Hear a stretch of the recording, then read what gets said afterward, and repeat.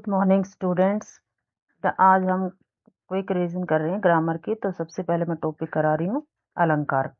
अलंकार जो है वो अलम प्लस कार दो शब्दों से मिलकर बना है।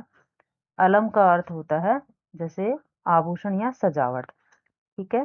और वैसे अलंकार होते हैं दो प्रकार के, जैसे शब्द अलंकार हो गए और अर्थ अलंकार। शब्द अलंकार जो है बेटा वो 9th क्लास के सिलेबस में है, तो आपके सिलेबस में है अर्थ अलंकार। अर्थ अलंकार के अंदर जैसे उपमा अलंकार हो गया, रूपक अलंकार हो गया, उत्प्रेक्षा अलंकार हो गया, अतिशयोक्ति अलंकार हो गया, मानवीकरण अलंकार हो गया। तो उपमा अलंकार सबसे पहला जो है आपका उपमा अलंकार है, जिसमें पहचान के लिए है सा, सी, तुल्य, सम, जैसा, जो, सरिस के समान है।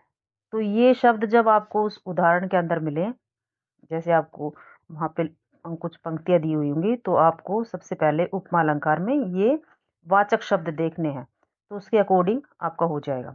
इसमें क्या होता है उपमा अलंकार में, एक वस्तु या प्राणी की तुलना मतलब किसी प्रसिद्ध यानी फेमस वस्तु या प्राणी से की जाती है, ठीक है। जैसे फॉर एग्जाम्पल, मखमल के झूल पड़े हाथी सा टीला, ठीक है। तो इसमें जैसे हाथी सा आया ना, तो ये वाचक शब्द हो गया, तो इसके अकॉर्डिंग आप इसको कर सकते हो।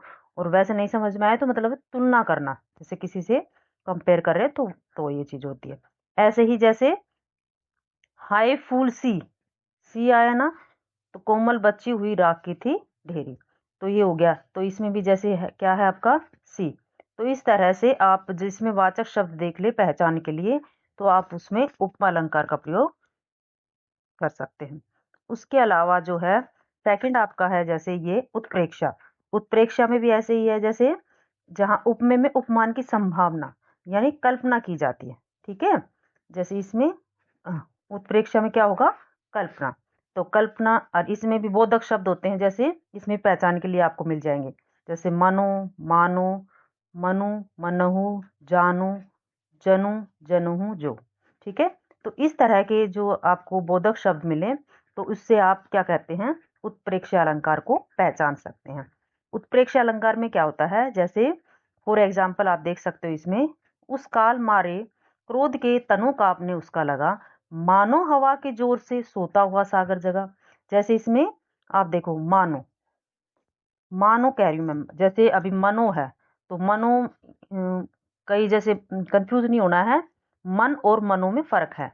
तो मनो वर्ड दिखे, बोधक शब्द दिखे, तो आप उसको उत्प्रेक्षा अलंकार कर सकते हैं। ऐसे ही देखो इसमें, कहती हुई यूं उतरा के नेत्र जल से भर गए, हिम के कणों से पूर्ण मानो हो गए पंकज रहे। तो इसमें भी जैसे इसमें क्या आ गया, हिम के कणों से पूर्ण मानो हो गए पंकज नहीं।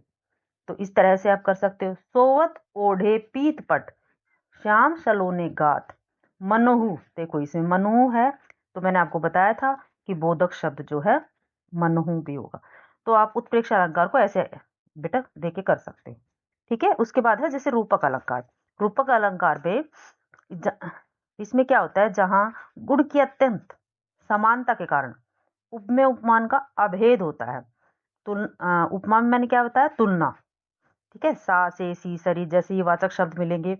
उत्प्रेक्षा में क्या बताया मैंने आपको, जैसे बोधक शब्द मनो, मानो, मनु, मनहु, जानो, जैसे इस तरह के जब आपको ये बोधक शब्द मिले उस लाइन में, बहुत ध्यान से करना है, तो उसमें आपको ये आप आराम से कर सकते हो। रूपक में क्या है बेटा, जहां गुण की अत्यंत समानता के कारण आप उपमेय में उपमान का अभेद आरोप कर दिया जाए, जैसे, ठीक है ना, इसमें तुलना होती, इसमें अभेद होता। तो जैसे फॉर एग्जाम्पल, ये जैसे आपकी ग्रामर की बुक है, इसमें आप एग्जाम्पल एक बार जरूर देख के चले जाना। जैसे है मैया मैं तो चंद्र की लूना ले हो, ठीक है। तो इसमें जहां उपमेय में उपमान का आरोप है।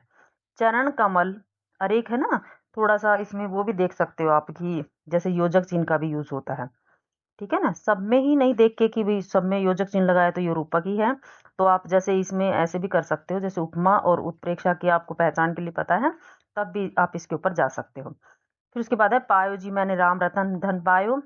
फिर उसके बाद है एक राम घनश्याम हित चातक तुलसी दास, ठीक है। उसके बाद नेक्स्ट है आपका मानवीकरण अलंकार। मानवीकरण अलंकार में क्या होता है, जहां जड़ पर चेतन का आरोप हो या जड़ प्रकृति पर मानवीय भावनाओं या क्रियाओं का आरोप हो। मानवीय क्रियाओं का आरोप हो, ठीक है, मानवीय क्रियाओं का आरोप हो तो वहां क्या होता है, मानवीकरण अलंकार। यानी प्रकृति से रिलेटेड आपको कोई भी पोएम दिखती है, जैसे फूल पत्ते पौधे इस तरह की कोई बातें कि उसके अंदर की जा रही है या उससे मनुष्य से रिलेट किया जा रहा है, तो बेटा आप उसमें मानवीकरण अलंकार कर सकते हो। ये इसके एग्जाम्पल भी लिखे हुए हैं। देखो, लो यह लतिका भी भर लाई, मधु मुकुल नवल रस गागरी। ठीक है, एक ये हो गया, जैसे मेघ आए बड़े बन के सवर के, ये वाला हो गया। ठीक है, तो आप इसके और एग्जाम्पल भी अच्छे से पढ़ लेना। नेक्स्ट है अतिशयोक्ति अलंकार। अतिशयोक्ति अलंकार में क्या होता है बेटा, वो संभव ही नहीं है, मतलब कि किसी चीज को हम बहुत ज्यादा बढ़ा चढ़ा कर कहते हैं, जहाँ किसी वस्तु या कथन का वर्णन जो है लोक सीमा से बढ़ाकर, यानी किसी चीज को बहुत ज्यादा बढ़ा चढ़ाकर बोलना। ठीक है, जैसे तुम्हें मैंने काफी बार भी करवाया है, आगे नदियां पड़ी अपार, घोड़ा कैसे उतरे पार, राणा ने सोचा इस पार, तब तक चेतक था उस पार। मतलब अभी सोच ही रहा था राणा और घोड़े ने नदी पार कर ली, तो ये असंभव।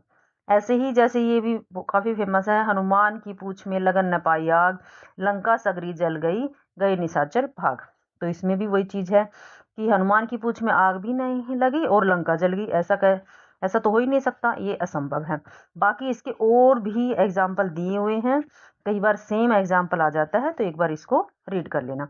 तो ये आपका अलंकार का टॉपिक था, इसको अच्छे से रिवाइज कर लेना, सभी की एक बार डेफिनेशन देख लेना, एक एक एग्जाम्पल जरूर करके जाना है।